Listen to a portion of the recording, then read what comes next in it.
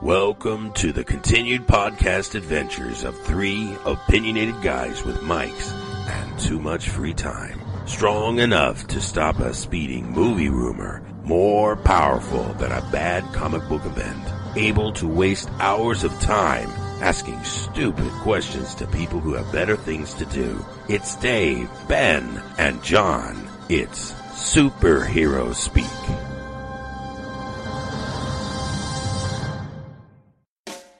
Charlton was absolutely essential.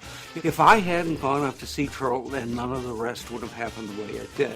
They gave me work when I didn't have it. That's where it all began, in Charlton. Charlton was a stepping stone. You want me to get into the whole thing about how I heard Charlton was the front for the mob? Management there was, I think, questionable at times at best. Ooh, they were no good, they were mean. I think there was a matter of, right hand not talking to the left hand. These two gentlemen met in jail. They put together this company called Charlton because both of them had a son named Charles. And when they got out, they started publishing.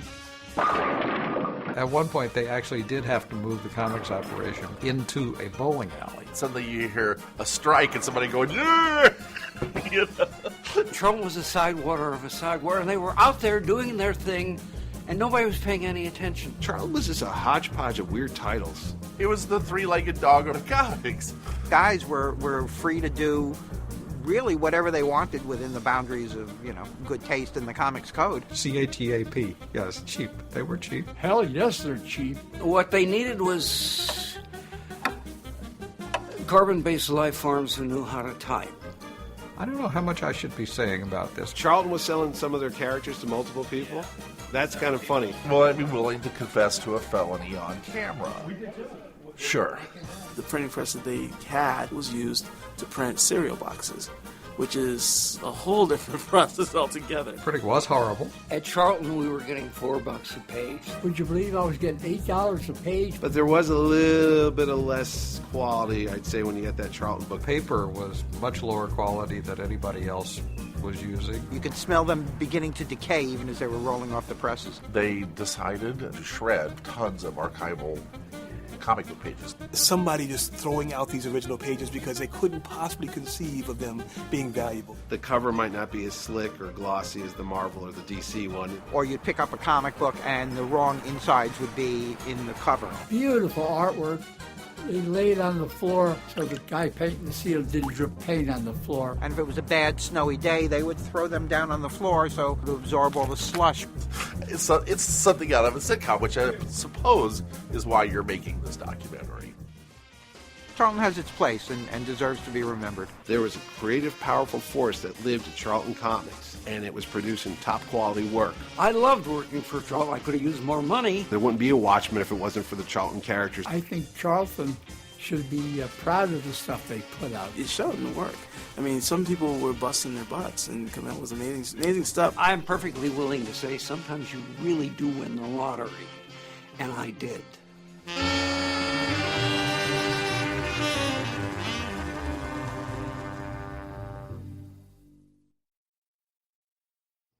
Hey everyone, you're listening to Superhero Speak, and I'm your host Dave. And John. And John, you've heard of Blue Beetle, right? Yes. The Phantom. The Phantom? The original Phantom? The original Phantom. The purple guy. Yeah, I remember. Yeah, and then Captain Atom, of course. Yes. And have you ever heard of Yellow Jacket? Yeah, I've got a nest of them in my backyard. Well, these are a lot of great superhero characters. A lot of them now are part of DC. Some of them are, I believe, floating around with other independent companies. But they all started at a company called Charlton. Do you remember Charlton Comics? No. I remember Impact Comics. I remember Image Comics. I don't know Charlton. See, that's the whole thing. A lot of people don't remember this company existed. But our guests this week are correcting that issue because they're working on a documentary about Charlton Comics. Yes. So everyone, please welcome Keith Larson and Jackie Zabushka to the show. Hey, guys. I was really hesitant on that. I was trying to make sure. Yeah, the applauding that we're going to insert in there after this is going to be for him pronouncing the name right, not for, the intro. So how are you guys doing? We're doing great. Just working hard on trying to get this thing moving forward, and thanks for having us on. Oh no, I mean, once I watched the preview you guys have on your website, I knew I wanted to talk to you. Oh wow! Oh, great. Thank you. Thanks. Very kind. I mean, it's the interviews so far that you have, the little taste you have on the website are perfect. And it's true. I mean, I'm kind of saying it tongue in cheek, but a lot of people forget about Charlton Comics for some reason, and a lot of great characters started there. Some didn't start there, but were adopted by them and then went on to DC and other places. And I think it's an important story to tell. How did you guys start it with this? We agree with you, actually. We were at a comic convention in Bridgeport, Connecticut, a little over a year ago, and it was late afternoon-ish, and our feet were killing us. And I happened to look up at the ribbon scoreboard, which was promoting events throughout the day, and I saw Denny O'Neil, Bob Layton, Paul Kupperberg's name fly by.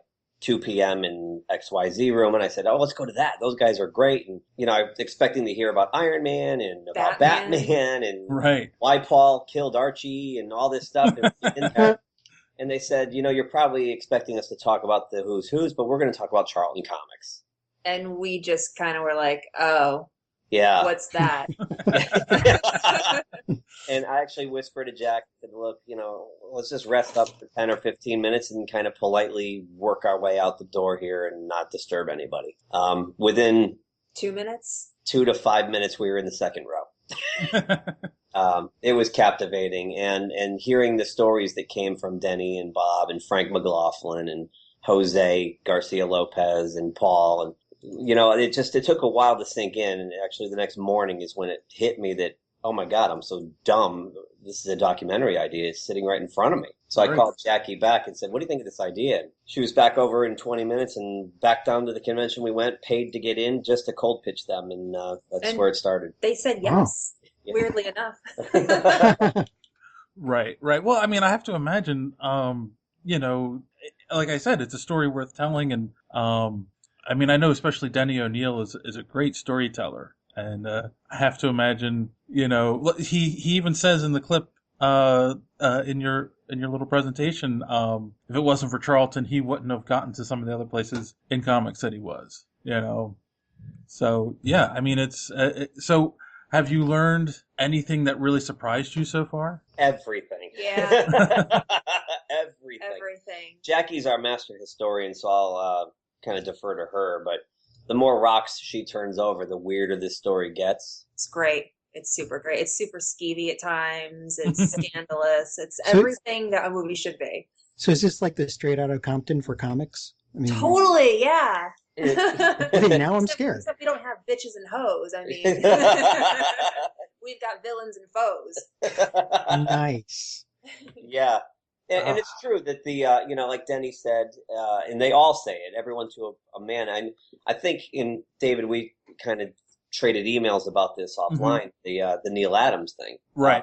People are astonished that he gave us the time he did, and he's a tough interview to get, but you mentioned Charlton, it's just like these guys just kind of buckle at the knees for some reason. Yeah, when we started our interview with him, the first question, he was kind of like not really making eye contact. He seemed like he was doing a whatever interview, but then as soon as we started asking Charlton specific questions, he just locked eyes and it was over. We couldn't get him to stop talking. Yeah, he came alive completely. In fact, when it was time to quit, he wanted to keep going. Oh, wow. Cool. Yeah.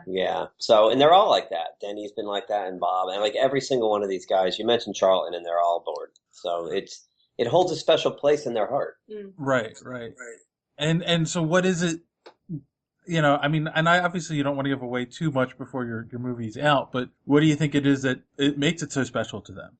This is like that teddy bear you had as a child, and then it gets destroyed later in life. And when you're like 90 years old, you're like, I really wish I could just go back to that time where I could hold that teddy bear and love it all over again. They often, to a man, cite the fact that they had a lot of creative freedom with very little managerial oversight, and as long as they stayed within as Paul said on the trailer, within the bounds of the comics code, they were pretty much able to do whatever they wanted. So they lost that when they moved on to the juggernauts, the Marvel and DC. They traded freedom for bigger salary. So I think, now that they're in their twilight years, they're looking back and saying, geez, I really got to stretch my creative muscles over there at Charlton. And then, it's like they forgot about it until you bring it up again. And then they kind of all get very nostalgic. And it was a really special time, I think, for that reason, that they had all that creative latitude. Right. Cool. And Ditko, in the case of Steve Ditko, he left Marvel and went back there for 1/3 the pay. Mm-hmm. And right. People tell us that he was never happier than working at Charlton. He was bubbly and bouncy and jokey and a prankster. And all you hear about Steve Ditko is that he's this weird recluse.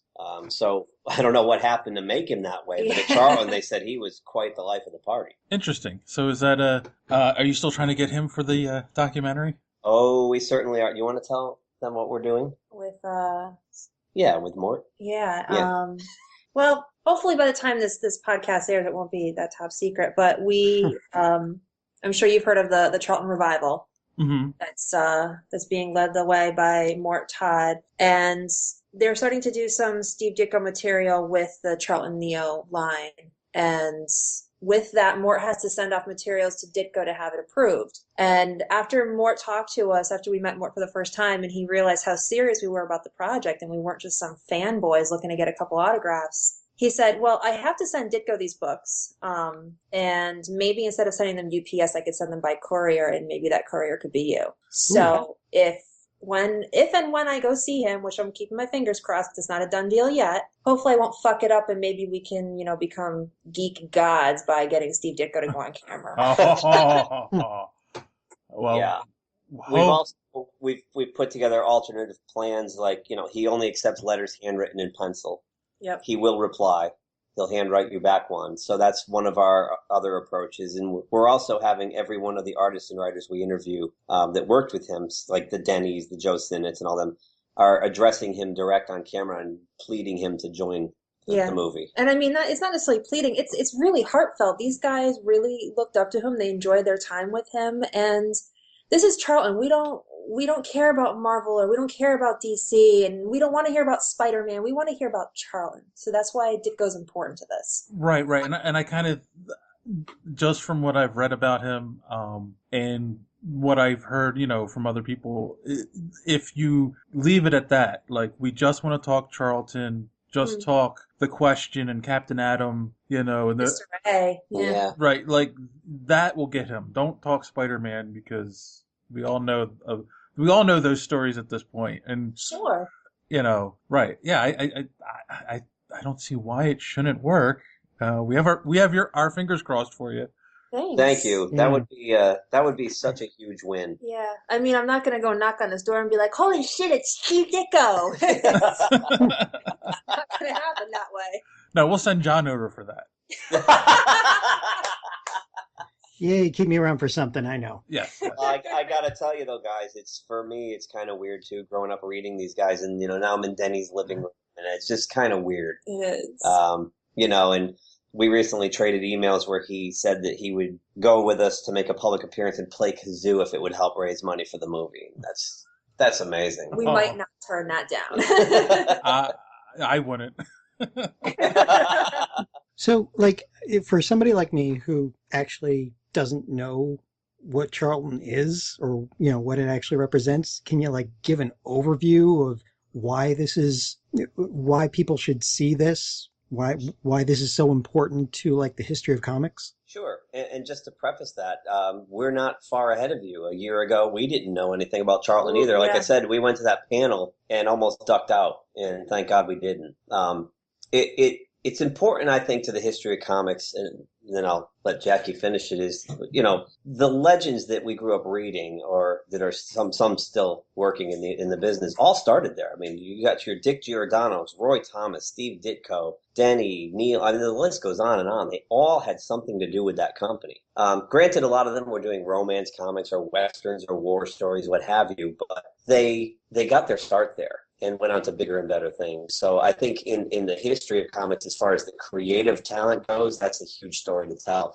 The fact that Charlton missed the fact that in Derby they had probably 30 of the Mount Rushmore of comics in the building and let them all go. is part of the weirdness of the story, I think. They only printed the comic books to keep the presses running, and that's where they missed the boat. Wow. As far as the characters, I mean, the Watchmen are derived straight from Charlton characters, so I mean, that's just that's just part of the pantheon, and yeah. And then you got like Blue Beetle, who's going to get his own movie now, and Fingers crossed. Those kind of things. So, it's really, really interesting story. Yeah, I mean, just from the simple fact that before the Comics Code took over, there were so many comic book companies out there, so many publishers, and after the Comics Code Authority did their damage, there were only 3 major companies standing, and Charlton was one of them. You can guess the other 2. They survived that. They were able to get through that hard time when a lot of other companies couldn't and didn't. So that alone makes them worthwhile to have their story told. And it's also, it's the hipster thing to do, to talk about something that's not cool, right? So, and since the internet literally has none of the information that we've been uncovering, we hopefully will be the next big thing, and everyone will need to come for us for the details. That sounds like a good plan. Yeah. It's kind of funny. It goes all the way back to, the company was founded by 2 guys who met in prison on top of the whole thing. I mean, the story starts right there. Yeah, and it just gets weirder and weirder and weirder. Yeah, I'm looking through the list here of comics. Yeah, because I like to do research on time. But some of these comics here, like Flash Gordon and Doomsday +1. I actually remember that. I've seen copies of that. Captain Atom, Blue Beetle, which we all know went on to other places. The $6 Million Man. Yeah. Hanna-Barbera. I mean, holy crap. There's like stuff in here that only people as old as I would remember, but there's other stuff that people would never have believed came from this place. Absolutely. And it's funny, the Doomsday +1, that's John Byrne, and we totally forgot all about him in this discussion. He was there too. He got his start there. So it's a lot of the TV properties they brought on in the 60s and 70s to kind of keep the ship moving forward. Mainly because other companies were looking to sell them off, and Charlton was like, I'll give you a nickel. They said like they bought something like 10 or 12 properties for a couple $100, I think, yeah. Right? Yeah. If it was cheap, they'd scoop it up because they knew it would print and they knew it would sell because it already was. Right. Then you end up with Joe Staton getting his first job on Wheelie and the Chopper Bunch. Wheelie and the Chopper Bunch. I don't think I've heard of that one. It's great. Oh, yeah. That's his favorite comic to this day, by the way. Yeah. Wow. Okay. Yeah, and it's funny because that's the thing too. Is like you said with the Comics Code, a lot of companies went under, disappeared. A lot of companies were started in the 40s and the 50s, and people like we're not talking about a company that went under in the 60s. They went under in the early 80s. Mm-hmm. So it's not like ancient history. It was just 30 years ago. But yet you ask somebody, oh yeah, Charlton Comics, they'll look at you like, what are you talking about? Yeah. And you'll they say, think it's one of those candies you put in the freezer. And you say Blue Beetle, and they're like, oh, that's a DC character. It's like, no. Oh. Right. Or Captain Atom, or Judo Master, or Nightshade, The Question. Yeah. Yeah, The Question, yeah. So those were sold off in the early 80s to DC because Dick Giordano had gone back over there, and Dick used to supervise the action hero line. They couldn't call it a superhero line at Charlton. No. For, I guess, legal reasons. Yes. They called them the action heroes. And when Dick was over at DC and Charlton was starting to take on water, they sold those properties off as a gift, I guess, to Dick. So. Yeah. Right. And apparently Alan Moore wanted to use those characters in The Watchmen, and Dick convinced him not to do that because Alan Moore was going to wipe them out. Yeah. Right. Well, because DC copyrighted the term superhero. Yeah. And I always thought that was kind of silly because Marvel will use it occasionally, and they use it under a fair use thing. But it's it seems like a weird thing to copyright. But it's copyrighting an adjective, really. Yeah. I mean, it's kind of silly. That's one of those ones that probably wouldn't stand up. I wouldn't think so. I mean, it's just bizarre. But I guess Charlton didn't want to get involved in anything like that, so it was just easier to call them something else. So action heroes. Yeah, and they had a very small line. I mean, there's 12 or 13 of them, and that was about it. And, E-Man came later under Nick Cuddy with Joe and Joe State, and they developed that. And they were going to start another line of action heroes, and that was it. He was like the only one. Yeah. They never got any further, so. Right. And wasn't there a small resurgence of some of their characters? I want to say maybe 10 years ago at this point. And it was, I know Daredevil, and I'm trying to think which publisher it was. It might have been Boom Studios, or no, not Boom, Dynamite. Mm-hmm. Do you guys have any idea what happened with that? I haven't heard anything about that. I know Bob Layton and Dick Giordano did a series with DC right around the turn of the century, around 2000, called LAW. And it brought back all those Charlton heroes. And Grant Morrison used them all recently in his multiverse, or whatever you call that thing, multiversity. Right. But it was specifically Black Terror, Daredevil. I'm trying to think who were the other. There was like two others Dynamite had gotten their hands on, and they had a small series, and I want to say it was 2005 came out. And it was a resurgence of all these old Charlton characters, and then they were around for, I want to say, a year, and then those comics disappeared again. That's interesting. We'll have to look into that. I mean, part of what we're learning with this, and it's really funny, is that aside from the characters that DC has in license that we know of, there's been a lot of hearsay, rumor, and some fact that Charlton sold off a lot of their characters to multiple buyers. Yeah. And these were deals like written on napkins or cash handshake kind of deals. So out the door went one character, and then out the side door went the same character to somebody else. And, then rumor has it one guy from Canada came in and bought everything. So it's really funny that nobody really knows what's public domain and what's not. And the guys doing the new Charlton Neo stuff are using some of those characters and under assumption that they're public domain. So. Right. And nobody's come forward yet, and it's, they've been printing a lot of stuff. So Interesting. It's really weird. That's the whole thing. It's so nebulous and weird, Right. Because there were a lot of characters from other companies, like we had said, after the Comics Code, those companies disappeared and no one touched them for years, and they are public domain now. People just don't know half of them exist. And and part of Charlton's problem was they were also selling characters that they didn't even own the copyrights to anymore because they weren't renewing the copyright license. Yeah, it's just you can't make this up. No, you can't. And then what's even weirder is that we went down to the Derby Historical Society, we went to the Derby Public Library and spoke to their head librarian. And this is a company that it took up 200,000 square feet, an entire city block in Derby. It was huge. And it operated for 40 plus years, and there's very little record of it at all. There's hardly any photographs. There's nothing anywhere. It's really weird. Huh. Yeah. So our work's cut out for us, but Jackie's been doing a great job researching this stuff. Cool. So let's talk a little bit about you guys. Cool. Obviously, you guys have an interest in comics because you were already at the con when you found out about Charlton. So we'll start with ladies first. Jackie, how did you first get interested? I'm not a lady. All right, I know John really should go first, but how did you get interested in comics? Yeah. So go ahead. Let's hear it. Well, I'll say that my dad raised me right. When I was, I'm going to say 7 or 8, he got me into comics. My first comic book collection was Punisher Warzone. Oh wow, nice. Did I just date myself?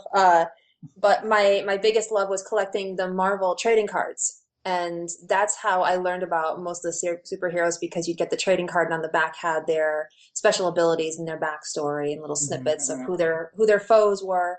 And at 9, I believe it was around the 1992 Marvel card line that they had the Stan Lee card. And I took that card, and my aunt found the address for Stan Lee in Manhattan. So I mailed my card off to Stan Lee with my 9-year-old penmanship saying how much I loved his characters and would he please autograph my card. And my dad gave me one of these gold paint pens that you see everywhere now at the cons. And I included the pen, and I said, please sign it with this gold pen and you can keep it. And he sent me back the card with a note, and I still have that card framed in my room. And from what I understand, Stanley used that pen and still signs in gold pen. So I'm not sure if I started that. I'd like to think I did, but I can't claim it. But anyway, yeah, I've been a dork since I could walk, basically, and then I got into, movies and stuff like that with the resurgence. And I guess maybe in the last couple of years, I started reading comic books again. I started going to the cons again, and just forgot how much I loved it. But there was a few year gap where I wasn't really into the comics, like some people nowadays. Right. Yeah, but that's my dork backstory. Okay. If you have other questions, I'll have the answer. And how about you, Keith? It's not bad. Yeah, me, I don't know how or why I got into comics. I just remember somewhere around hitting double digits, I realized that I just wanted to draw them for a living. And I came across John Romita Jr.'s artwork and was just enthralled. So in this, late 70s, early 80s, his Iron Man and his subsequent Spider-Man stuff. So I started trying to copy him. And that's all I did in high school. I just didn't pay attention. I didn't do anything except draw, because that was what I was going to do. And my guidance counselor kind of put the fear of God into me that there's no way you can do that. Coupled with a rejected Marvel tryout book letter that said, keep working on it and try again someday. And I just got so discouraged. I was raised kind of conservatively, the old, get a job and health insurance and like it kind of mentality. Right. So the idea of drawing funny books for a living was my parents thought there was something wrong with me.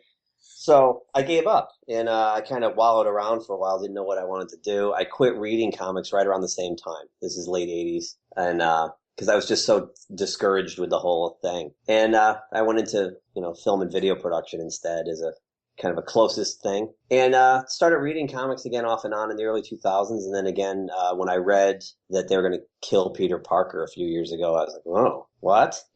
So... And I just got sucked right back in worse than ever. I mean, I'm buying up old collections again and stuff like that. So, started going to the cons and just getting intoxicated with comics. And this little story popped up, and here I am working with the guys I wanted to work with 30 years ago. You're right. Except they're in my medium instead. Right, exactly. It's kind of weird. Cool.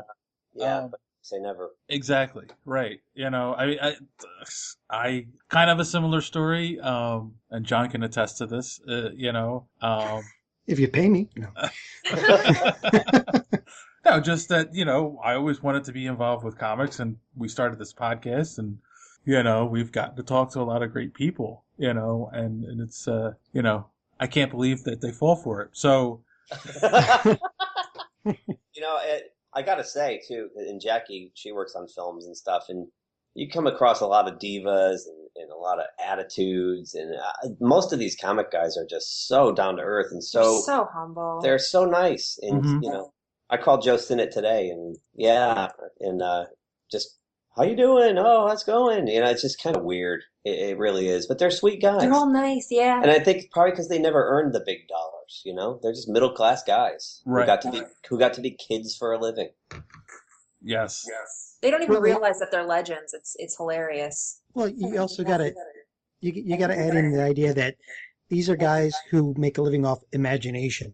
People who people who are open to that side of themselves usually are they're not precluded to the whole egotistical thing.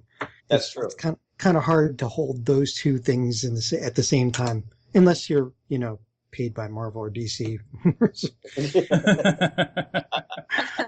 Yeah.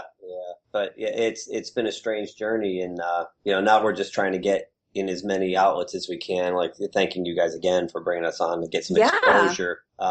It's going to be hard to crack into the pop culture sphere. You got the average comic book fan doesn't even know that. I heard a couple weeks ago, Captain America's a comic book. Really? Oh, oh God. Yeah. So they don't. All they know are these movies and what they're being programmed by on TV, and so it's tough to come up with something that is not only not Marvel and DC, but died 30 years ago. Right. Yeah, no, I mean, I totally, I understand that too. I mean, the movies have blown up so big and they're everywhere. And in fact, I mean, one of the things I've been doing the last few years is I've become friends with Greg Horn, and I work with him at the con to help him at his table. And it's one of the things we talk about all the time at the conventions is like there's all these people there, but barely anyone's going into Artist Alley anymore. You see them all in the autograph area. You know, they want to meet the guy who played Captain America, but not the guy who wrote Captain America for 10 years or the guy who drew his covers for 15 years. No, they don't. That doesn't interest them anymore. And it's true, and just we keep getting rejected for panels, New York Comic Con, Rhode Island Comic Con, and because we're just not cool enough with Charlton Comics and all these old guys, Not yet. And so it's props to you guys for seeing value in it so quickly. And again, not to jinx you, but if you get Ditko on it, they're gonna beg you to come after that. Yeah. Yeah, exactly. And then we can turn them down, right? Yeah. Hopefully. But just promise us, all right, that once you guys, have San Diego and New York banging on your door to come to a panel, that you'll ask us to moderate it for you. Oh, that'd be awesome. Right on, yeah. I'm loyal by nature, and we're Facebook friends now, so. Oh, there you go. Does this mean I have to go into we are Facebook? totally rewarding anybody who was here, especially in these lean early days. Yeah, when you see value in something that really doesn't even exist yet. Yeah. I'm a true believer in no matter what you're doing, understanding where it came from and how it got to where it is today. Like, 'cause I'm a software developer in my everyday life, and I talk to kids who are getting out of school and they never worked in the older stuff, DOS and working with a trash 80, which John, I'm sure John can attest to all that fun stuff. So you talk to them about the why people develop things a certain way, and they're just like, well, no, I learned this in school, and we're just going to do this. And it's like, yeah, but if you don't understand why we develop it that way, you can't ever write good software, and half of them can't. So it's the same way in the video business. The kids get out with the computers now, and they never cut on tape or cut film, so they don't think linear enough, or they're not deliberate with their choices because they can just make a big mess on the computer. And same thing, yeah. Part of the problem though is also kind of like our American culture. Stick with me on this. So, So here's the thing, like like most cultures, they revere their elderly. They know that these are the people that trailblazed, that created, that made things the way they are today, that you could live and do even better. And everybody pays homage now to Stan Lee, and that's fine and good because he does deserve it. But he wasn't the only guy. And if it wasn't for all these other players, all these other people, we would not have the stories that we have today that people love to read and that are now going up on the big screen. So stuff that people like you that are going out there and actually uncovering these stories and showing or reintroducing us to these people that are the progenitors of this entire industry it can only be a good thing. And it's like you said, some of these guys, they're so down to earth and everything. They deserve credit, and they probably won't go out looking for it themselves, but they damn well deserve the credit. Well, they're terrible self-promoters because trying to work with them on social media or the internet is really shoveling sand against the tide. And even when we went in Denny's basement, I said to him, I was going to ask you to read the phone book to me, but I know we don't have a lot of time. And he just looked at me with the weirdest, like, what? And I just said, I'm just a big fan. You're legendary. And he goes, I am. He's just a guy, and it's, but you're right. I mean, history is interesting. It really is. And I know when you're younger, when I was in high school, history was boring. I want to disagree. I thoroughly enjoyed history. But for most kids, it seems kind of dull. So, you got to try to figure out a clever way to get a point across. But what's cooler than comic books, man? Yeah. You got heroes. You've got horror stories, romance, if anyone wants to read it. But apparently it was a big seller back in the day. Yes. It's got everything. Yeah, Charlton's got everything. Not to mention bad print quality, bad paper, Mm-hmm. the wrong guts inside of the wrong covers. It's hilarious. They used to use a typesetting machine to do all the lettering for a while, called A Machine was the credit they gave. Yeah. It was just this giant typewriter. They put the giant, the 11 by 18 piece of paper in with the artwork on it and type. So the kerning was bad, and I mean, the stories are just great. Mm-hmm. It just cracks me up. And Bob Layton's a huge fan of this, and he's really excited. And we were just on the phone last week laughing about all the stuff, the A Machine, and the fact that they would put the artwork on the floor to look up the time, and it just goes on and on. It goes on and on. Right, and that's also in your little video clip about them not respecting the art. That blew me away. Yeah. Told us that when you'd visit the factory in Derby, they were the kids who'd come down and visit. You get a tour, and then they give you comic books, and here, take a stack of Frank McLaughlin's art. Oh God! Which he's still just about because he's seeing it on eBay, and he's like, "They stole my art," And so what was shoot? I lost my train of thought. So yeah, and the thing is too, like you had mentioned too, but with history, we have the Blue Beetle movie coming out, and of course DC owns Blue Beetle right now. But I kind of have to think when you look at the history of Charlton and what you're saying about them having freedom and stuff. The guys who worked on Blue Beetle did go, and all of them had the freedom to do what they wanted. So they wrote really great stories, and that's what interests DC into buying Blue Beetle. So if it wasn't for that, there wouldn't be a Blue Beetle movie coming. And that's been several iterations. Right. And I think the definitive Blue Beetle is Ted Cord, Steve Ditko one. That's the one I think they're going to make the movie about. Yeah. I'm hoping. Yeah. So going to that too, with the question, Ditko was telling pretty gritty stories. Stuff that wasn't being done at the time, where bad guys were dying. And the question was like letting them die. Yeah, he literally left 2 thieves in the sewer where the floodwaters were going to kill them, and he left them there. And you never heard of superheroes doing that. Right. That's the anti-hero way before the Punisher. So, it was that kind of gritty storytelling. And I think that's why Steve was attracted to going back after all his problems at Marvel. Right. So, I'd love to interview him about that. Steve, if you're listening, we want to see you on this movie. So then what's the, obviously you guys are still doing some research, still gathering interviews, but what are the next steps? The next step, and it might actually be ongoing by the time this podcast airs, we have a fundraiser that we're going to be setting up. We're going to be launching it the week of October 12th. So hopefully, speaking to future me, I hope it's doing well. Well, but we're going to launch it through Indiegogo. We're going to run it for 30 days, and we have some great prizes lined up. We're not just going to be giving away T-shirts or DVD copies. We're going to have artwork because, people like art, and art should be collected and give us money.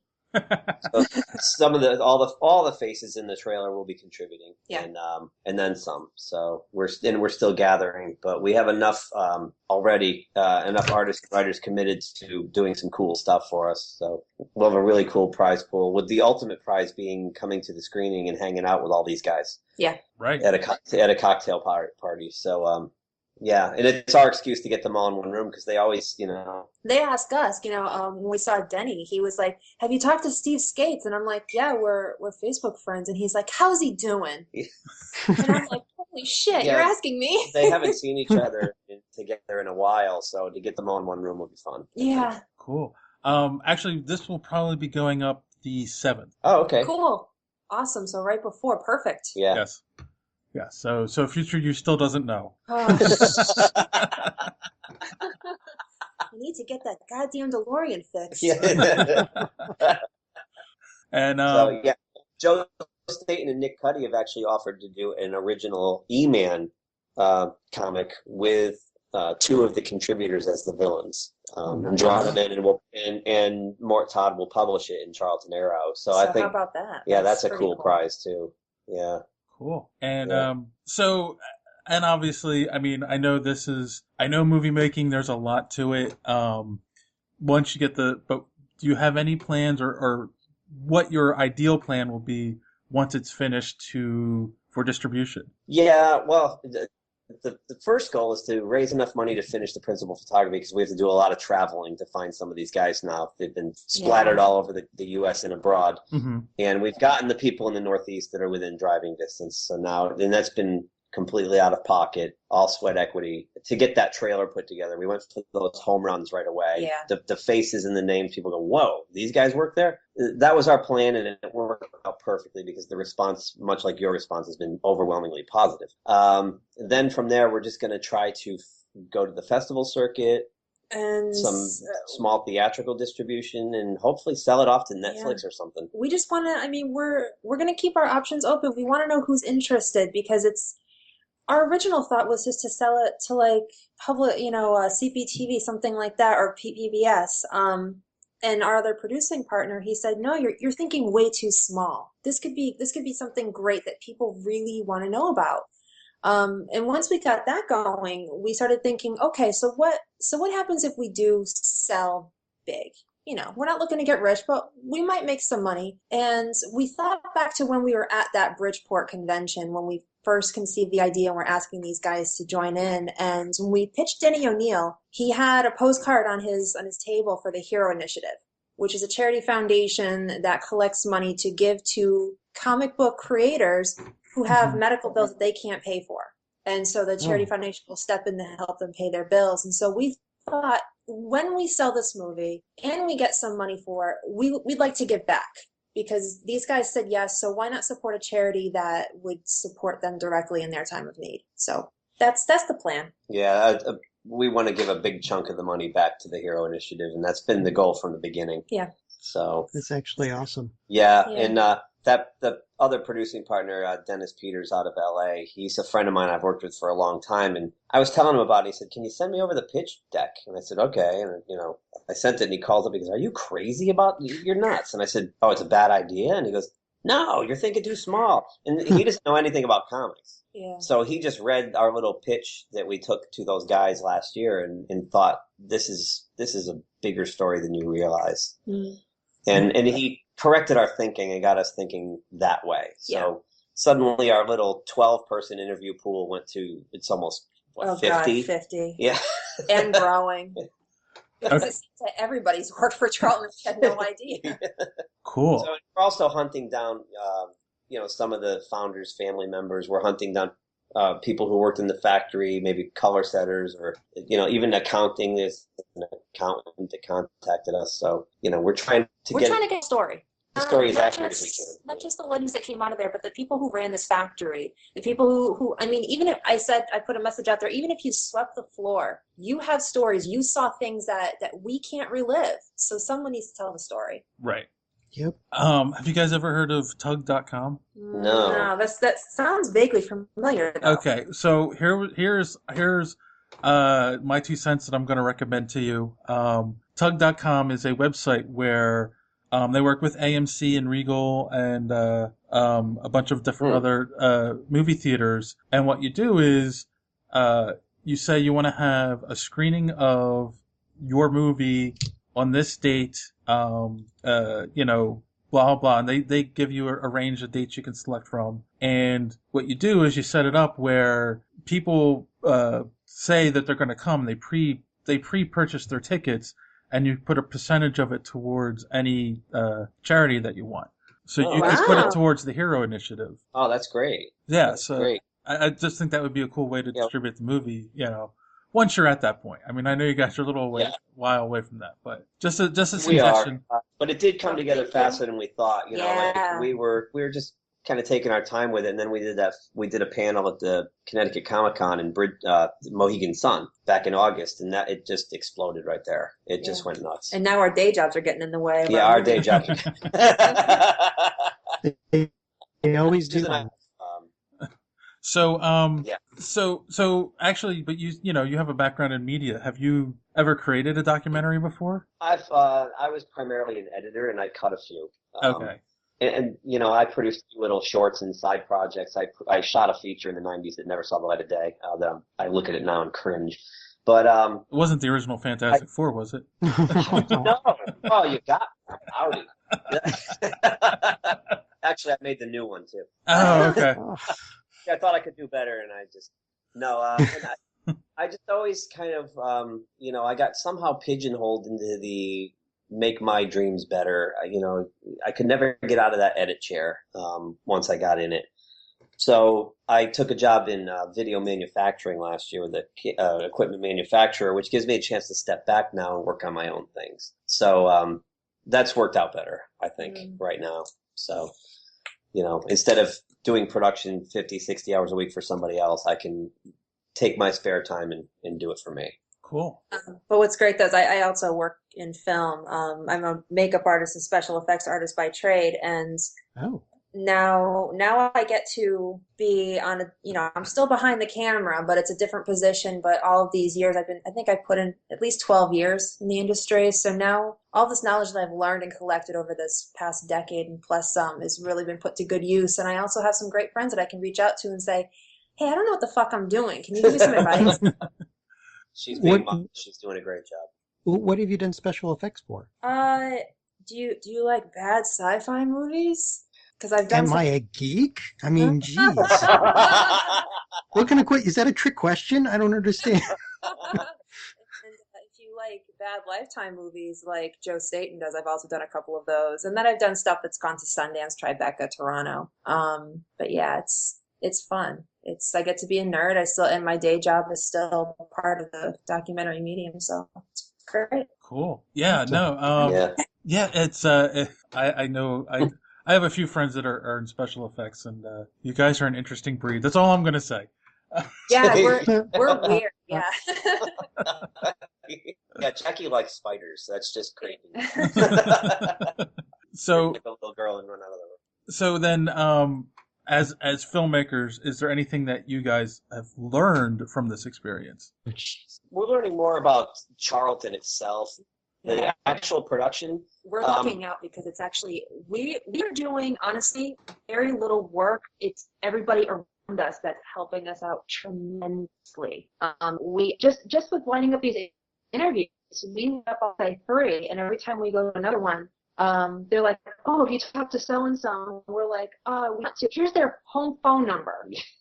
Yeah, I mean, it's incredible. So that's working for. As far as the actual production, it's just been Jackie and I, or there's a third person, Jude Breidenbeck, who's a first student of mine, comes along. And the 3 of us have shot all that stuff on our own. Yeah. And so, I mean, but we're so adept at production. We've been doing it so long that we don't need to bloat the crew or anything like that. We can get this stuff done. Yeah. And we're in and out in a couple hours. And so we're, we'll keep going at that pace. Yeah. I mean, there's no reason to raise too much money to have to hire a bunch of people.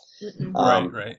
I'd rather do that in the post-production phase and get some animators and stuff in so we can crank the movie out at the end. Yeah. With some really cool graphics and animate the comic books, and stuff like that. That's where I'd rather spend the money. Right. So, that's why our first fundraiser is just very modest, just looking for the money to get to these places to finish the interviews. Mm-hmm. And to update some of our technology. We need more storage. We're shooting in 4K, so hard drives gobble fast.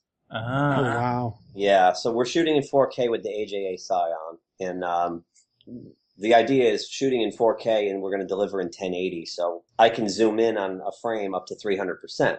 Mm-hmm. So we can shoot these interviews really wide, get their whole body in there, and then I can make 8 different shots out of it in the end, so without any loss of resolution. So it's really great. Cool. So that's another time saver. I don't have to go in and do all kinds of different things or change the shots or anything like that. I just, we just light it and shoot it really wide, and I deal with it later. So right. Big time saver. And that's going to be on Indiegogo, right? The first. Yes. Yeah. We were working on it when you called. It's harder than it looks putting those things together. Yeah. Oh God, that's what I've learned that kind of stuff is miserable. Yeah.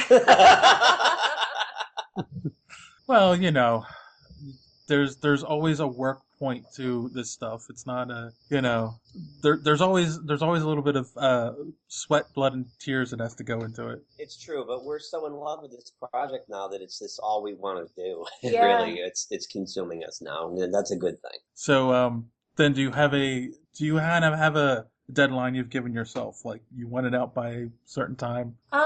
Sort of, but not really. We're going to go off the fundraiser with the mindset that the more money people give us, the faster we can work. So if we only make a couple of bucks, well, then maybe it might take us 2 years to get this done. But if people want to help us out and they want to see the product faster, if they start donating, we can maybe crank it out year and a half.